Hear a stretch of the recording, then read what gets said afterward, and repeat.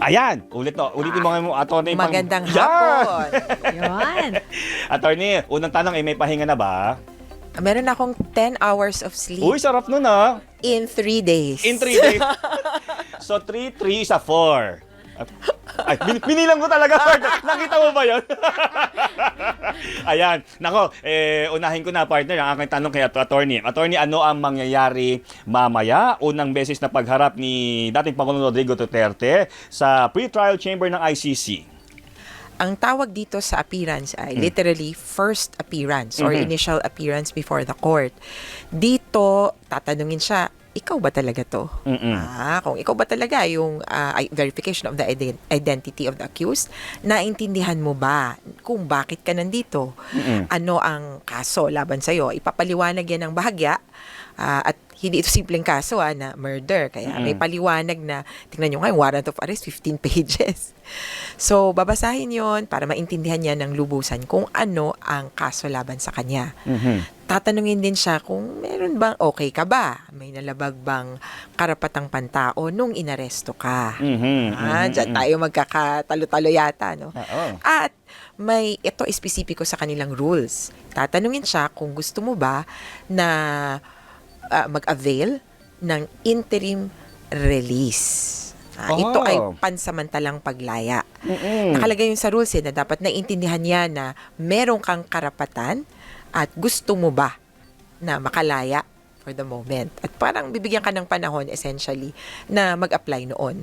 Mamaya din ay pagpapasyahan o baka, depende yan no? Pero yung schedule para sa tatawaging confirmation of charges hearing. Yun yung totoong babasahin na yung sakdal, yung nakikita natin na ikaw ba, ganito, ginawa mo ba ito, umaamin ka ba o hindi. Yung confirmation of charges, yun na yung substansya nung reklamo laban sa kanya. Yung ngayon, first part ito pa lang yung sino ka, kamusta ka, paano ka naaresto, okay ka ba sa loob ng detention facility, pwede kang makalaya kung gusto mo, pero mag-apply ka ng maayos. Yung initial hearing, pagkatapos niyan siguro abutin ng ilang buwan bago matuloy yung confirmation of charges. Depende din syempre sa takbo ng tugon niya, anong gagawin niya. Pero sa ngayon, ito muna. Yun, ang linaw ng pagkakapaliwanag ni Attorney Crisino. Pero you mentioned nga po yung interim release, no? What are the chances na ito ay i-grant po sa kanya ng International Criminal Court given na nga po na pinaniniwalaan na he might be a threat to the safety of the witnesses and the evidence? So, sa tingin niyo po ba, i-grant ito? Hindi. Diretsahan na rin Hindi. At yung sa ngalan ng mga biktima, tututulan namin ito. Kasi tama yon. If you are a threat to the safety of the witnesses, to the integrity of the evidence, bakit ka palalayain? Kasi precisely, kaya ka nga inisyuhan ng warrant of arrest at hindi simpleng imbitasyon. Kasi sa totoo, ang pwedeng i-issue ng ICC ay either summons, parang sabpina natin yan, o pumunta ka nga dito at magpaliwanag, o kaya warrant of arrest. Kapag yung level na ng, kumbaga, pagtingin na mukhang hindi ito magpa-participate ng hindi sa pilitan. At kung may pagkakataon na, tawagan nila yung obstruction of evidence sa atin, kung may pagkakataon na mananakot siya ng biktima o ng witnesses, o gamit ang kanyang kapangyarihan at impluensya, may gagawing kababalaghan, sabihin na natin, hindi i-issue ang warrant of arrest. Kaya medyo komplikado or rather case-to-case basis. Ang hirap ipaliwanag na ano yung merits kasi sabi ng iba, edad, financial capacity. Sa Pilipinas kasi ganun yung tinatawag nating bail. Hindi po ganun sa ICC. It's more of case-to-case. Kaya unahin ko na yung sa edad. Hindi po yun dahilan o hindi basihan para humingi ng special treatment sa korte. Ang edad na parang kinukonsider ng court ay 18. Hindi 80. Ang ICC, ang pwede niya lang litisin ay 18 years old and above. Walang maximum limit. Kung 150 years old ka at fit to stand trial, alerto ang utak, kayang umupo, nakikita at naintindihan ng mga nagaganap, fit to stand trial yan. Attorney, sino ang makakasama ng dating Pangulo sa kanyang unang first appearance mamaya? Dapat may abogado siya. Oh, pero ang ni-request kasi niya si Medialdea, no? Accredited ba siya ng ICC, ganun? Hindi nga eh. O paano 'yun? Ay, baka hindi pagsalitain. Pero these are exceptional circumstances. Kaya iniisip namin, posibleng magkaroon ng concession na may magsasalitang iba. Kaya lang kasi baka hindi kabisado ni Secretary Medialdea with due deference yung rules. May kakaibang doon. Baka sanay siya sa Pilipinas na may iba kasi na, "Good morning, Your Honor, entering our appearance." Di ba? Doon, similar din naman, pamilyar, pero may ibang, nuance, kumbaga. At medyo stake to yung court patungkol doon sa representation. Kaya, ang naman nila, hindi nila mabubura or hindi nila maisasantabi si Medialdea bilang legal counsel o nag-assiste, nagbibigay ng abiso kay Presidente. Pero posibleng hindi magsalita.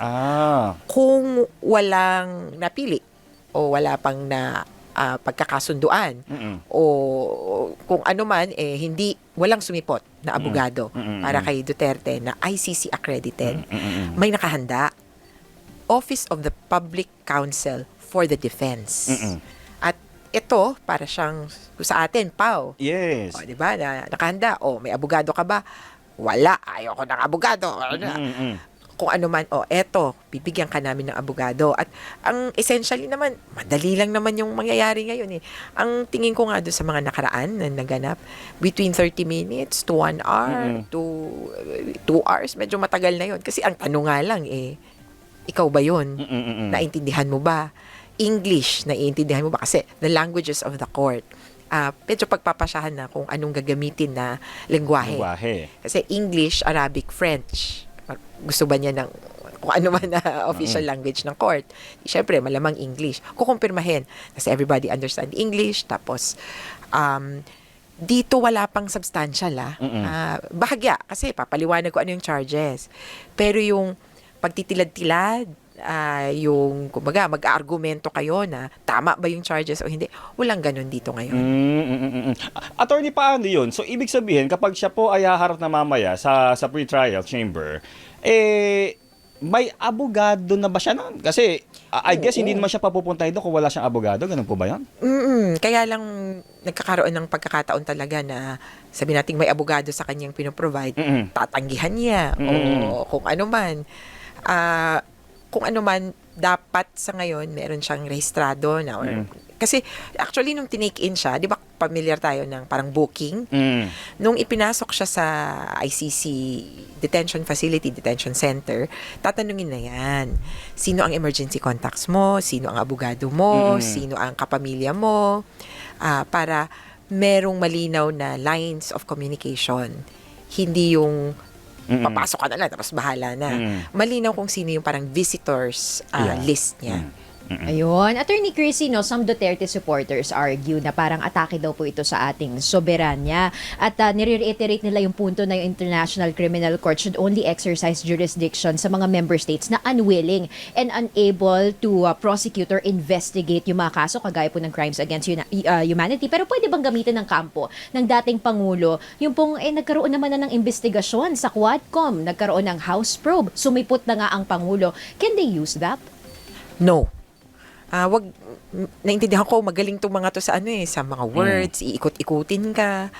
Hindi pwedeng gamitin yung Quadcom dahil hindi ito criminal investigation. It did not lead to any prosecution. Ano nangyari after ng Quadcom? Inutusan din yung DOJ na hanggang ngayon, by the way, paging, binigyan sila kasi ng 60 days na aralin ito at akala ko magsasampa ng kaso. Akala ko end January. Marso na. Naunahan na. Of course, hopeful pa rin ako na may kalalabasan yung Quadcom hearings. Kasi ang daming ebidensya. Kahit paano masasabi ko na nakatulong talaga yon dahil mamaya may magsusulputan na ako po, may binayaran po ako para papatay si ganito, si Barayuga. Bayad po 300,000. That's evidence already. Although of course you have to qualify it para magamit sa korte at sa tamang kaso. So, yon. Pangalawa, tungkol naman doon sa jurisdiction. I dare them to deny that we ever were a member of of the ICC. Kasi we have to admit, everybody admits, we were a member. Kaya nga umalis eh. Hindi naman aalis kung hindi naging member. We were a member from 2011 to 2019. Yes. During that time, were crimes against humanity committed in the Philippines? Yes. And that's all that matters. Hindi na yung, 2025, hindi na tayo member. O di fine, hindi tayo member. Pero when the crimes were committed, were we a member? Yun ang kailangan nilang tingnan. Ang napansin nyo, yung mga ganyang argumento, iniiwasan yung patayan. Kasi it's also unassailable. May namatay ba?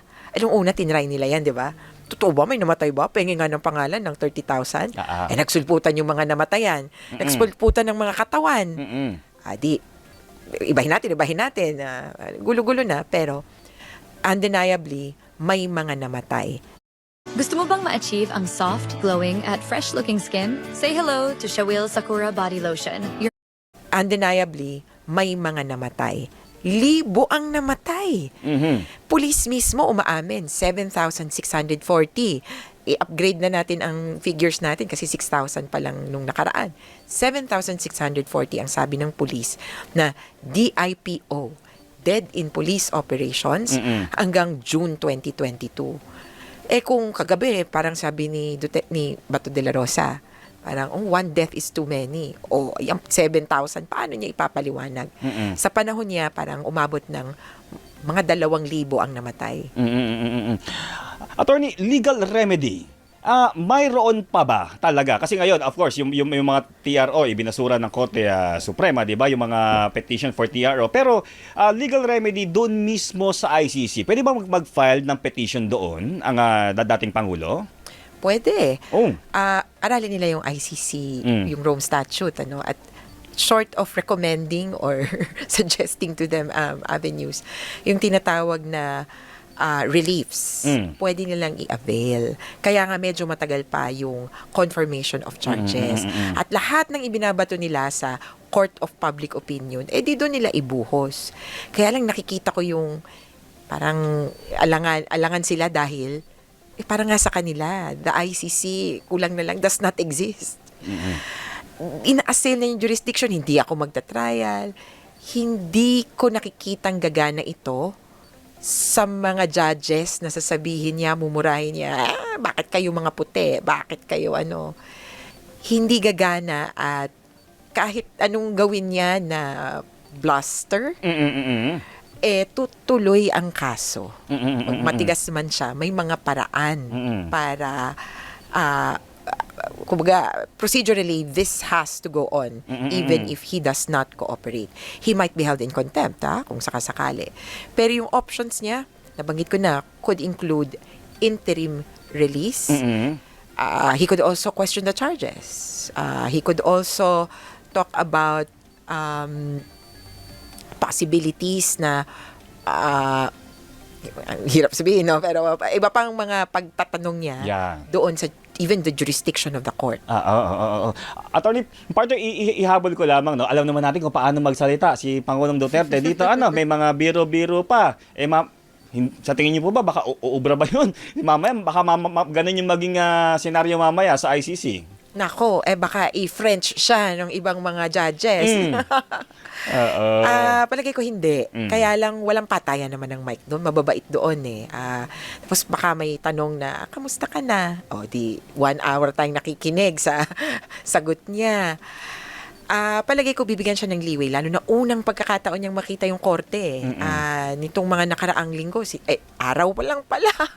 Sinasabi niya, I have been denied due process, kinidnap ako, etc. Ito, ang pagkakataong makita niya na, this is the proper or competent judicial authority.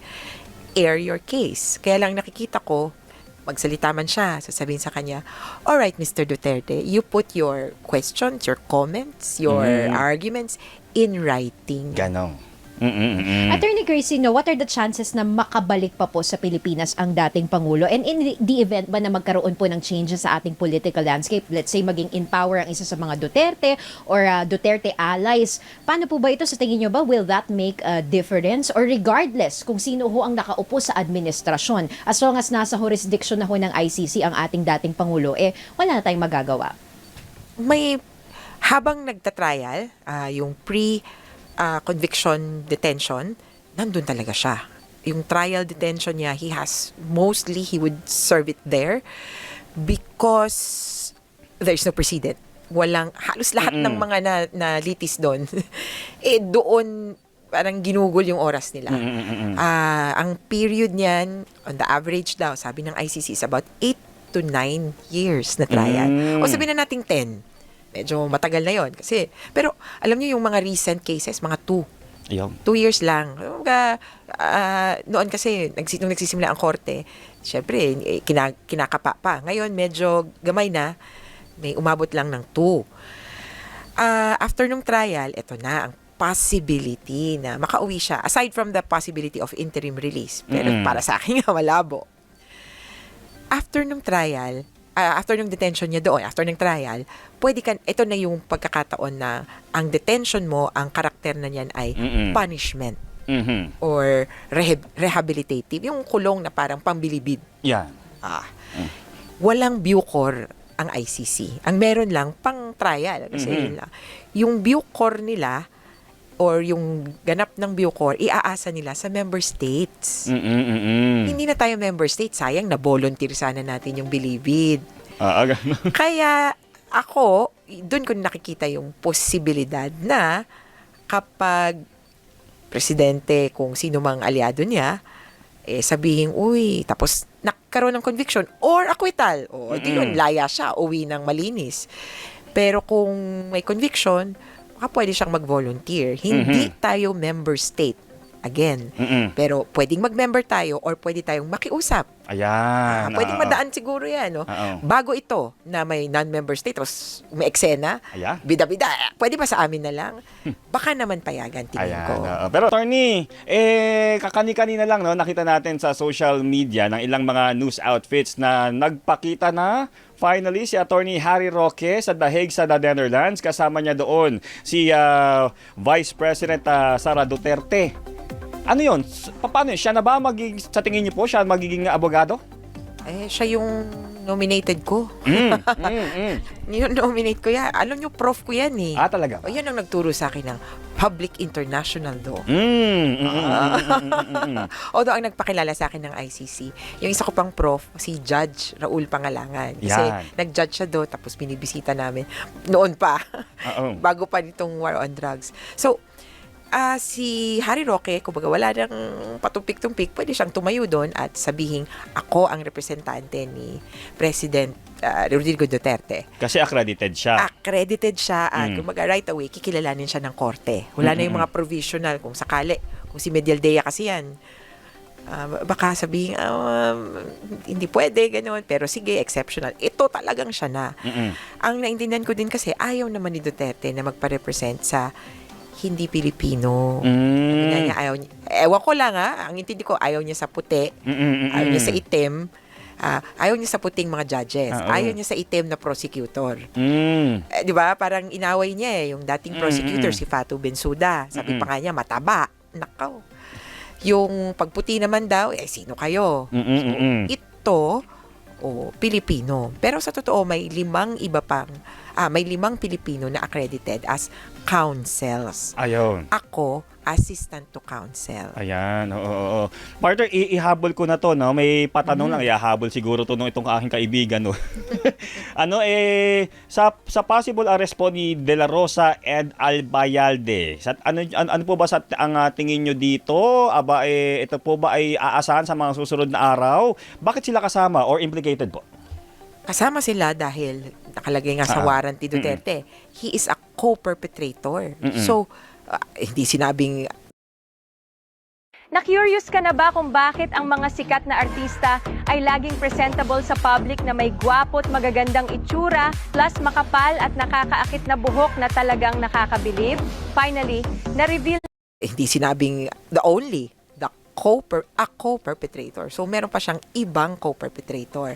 At kita naman dun sa naging takbo ng war on drugs, yung buong pattern, yung buong method ng parang kriminal na galawan, kumbaga. Si Bato de la Rosa ay Chief of Police noong itinakda ang programa na Oplan Double Barrel. Yung tinatawag nating Tokhang.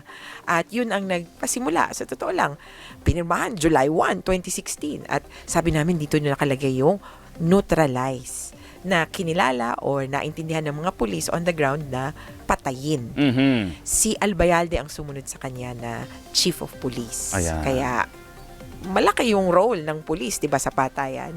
Kaya itong dalawa ang institutional heads. Possible warrants din in the next coming days? Siyempre, ang hirap sabihin. Tingnan nyo nga, Sabi nga namin, anong gusto nyo? In-announce ang warrant, pero walang nahuli? O walang announcement, pero may nahuli? Doon kami sa pangalawa. Yung. Pero, alam mo yun, parang medyo alam mo na eh. Kung kay Duterte, magpapag-isip ka pa, talaga ba? Pero dito sa dalawa, malamang sa malamang. Pero kung sa kanila, parang handa naman daw sila di ba? Kaya, parang yung legal options, pag-aaralan nila. Partner, may question ka ba kay Atty.? Actually, in relation nga doon sa natanong mo, Jeff, no, paano ba ito? Kasi may sinabi si Senator Bato de la Rosa na if lumabas nga po ang warrant, he will seek protection from the Senate President. Posible ho ba yun?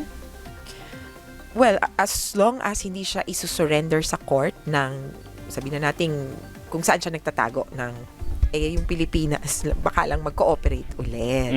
So, yun yung importante. Kung yung pulis ng Pilipinas, kung yung, kumbaga ganon, may diskarte. Pero, kung iniisip niya, may immunity from suit. Dati kasi, nung presidente si Duterte, generally, ang pagkilala natin, pag ang presidente may immunity from suit, hindi nakakasuhan sa Pilipinas. Walang presidential immunity na kinikilala yung ICC. Di lalo na sa isang senador. Ayun. Walang ganyan. At attorney, yung question kanina, no, na sinasabi, ano ang magiging itsura mamaya ni dating Pangulong Rodrigo Duterte? Para bang dito yan? Nakaposas ba yan? Ganun po ba yan? Hindi naman. Makatao doon. Ang nakikita ko nga na parang costume ba? Diba? Yung suot ng mga umaaten, naka-suit and tie. Talagang, kumbaga, kung anong itsura ng abogado mo, yun din yung itsura mo. Walang posas, bawal yun. Pero, ang setup nila parang yung mga may, ewan ko kung hanggang ngayon, gagawin pa rin nila yung may, yung COVID.